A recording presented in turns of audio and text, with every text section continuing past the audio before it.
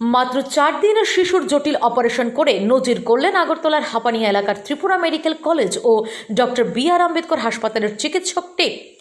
এই সফল অপারেশন করেছেন হাসপাতালের চিকিৎসক ডক্টর আনন্দ বসাক। শুক্রবার সাংবাদিকদের জানান, রাজীব সাঁওতালের মেয়ের জন্ম হয়, কিন্তু মেয়েটি জন্মের পর মায়ের দুধ খেলেই বমি হয়ে যাচ্ছিল।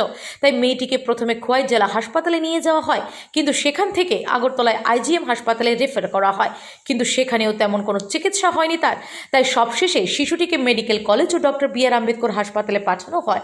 তখন ডক্টর আনন্দ বসাকের তত্ত্বাবধানে চিকিৎসা শুরু হয়। তখন তিনি পরীক্ষা করে দেখতে পান শিশুটির খাদ্যনালীর মধ্যে একাধিক জায়গায় বন্ধ রয়েছে। তাই সিদ্ধান্ত নেওয়া হয় অপারেশন করার, কিন্তু খুব জটিল অপারেশন, তাই প্রায় 2 ঘন্টা ধরে চলে অপারেশন। বর্তমানে শিশুটি সুস্থ রয়েছে বলে জানান তিনি। আচ্ছা, এই যে বাচ্চার বাবা বেবি অফ মা যেটা আছে বেবি অফ গঙ্গা সান্তাল, এই বাচ্চাটাকে আইজিএম থেকে প্রথমে হয়েছিল খোয়াই হাসপাতালে। তো খোয়াই হাসপাতালে হওয়ার পর ওখানে বাচ্চা কিছু খেলেই মায়ের বুকে দুধ দিলেই বমি করছিল, সবুজ কালারের পিত্তি কালারের বমি হচ্ছিল। তো ওখান থেকে আইজিএম রেফার করা হয়েছে। ওখান থেকে আইজিএম থেকে টিএম দেখে ওরা দেখে বললো যে ওখানে ট্রিটমেন্ট হবে না, এখানে টিএমসিতে পাঠানো হলো। টিএমসিতে আমার এডমিশন হলো বাচ্চার।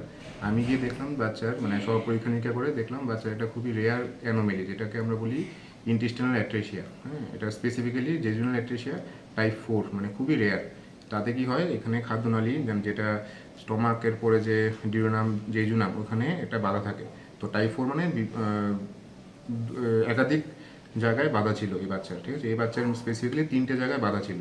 তো এটা অপারেশন খুবই জটিল। আমি এখানে অপারেশন করলাম বাচ্চাটাকে। এখন অপারেশন করার পর মুখে খাওয়ানো হলো, এখন তো ঠিক আছে, এখন বাচ্চা খাচ্ছে, পায়খানা করছে, কোনো সমস্যা নেই। কিন্তু ব্যাপারটা হচ্ছে, বাচ্চা যখন বয়স ছিল 3 দিন, তখন আমার কাছে রেফার করা হয়েছিল। তো আমি ওর বাচ্চাটাকে আই থিঙ্ক 4th ডেতে অপারেশন করলাম।